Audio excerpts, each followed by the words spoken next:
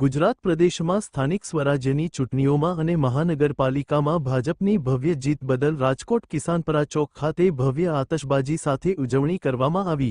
અહેવાલ સંજય પોપટ। ગુજરાત પ્રદેશમાં સ્થાનિક સ્વરાજ્યની ચૂંટણીઓમાં અને મહાનગરપાલિકામાં ભાજપની ભવ્ય જીત બદલ રાજકોટ કિસાનપરા ચોક ખાતે ભવ્ય આતશબાજી સાથે ઉજવણી કરવામાં આવી। અહેવાલ સંજય પોપટ। સમગ્ર ગુજરાતની અંદર જૂનાગઢ કોર્પોરેશન અને 68 કરતાં વધુ નગરપાલિકાઓ તાલુકા પંચાયતોમાં જે રીતે ભારતીય જનતા પાર્ટીના ઉમેદવારોનો ભવ્ય વિજય થયો છે, ત્યારે ગુજરાતની તમામ જનતાનો અને તમામ મતદારોનો આભાર માનીએ છીએ।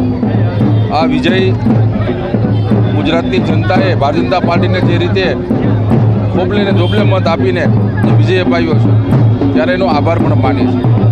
ગુજરાતના મૃદુ અને મક્કમ મુખ્યમંત્રી શ્રી ભૂપેન્દ્રભાઈ પટેલ સાહેબ અને અમારા યશસ્વી પ્રદેશ અધ્યક્ષ શ્રી CR પાટીલ સાહેબના નેતૃત્વમાં ભારતીય જનતા પાર્ટીના તમામ કાર્યકરોએ ખૂબ પરિશ્રમ કર્યો છે, ખૂબ મહેનત કરી છે।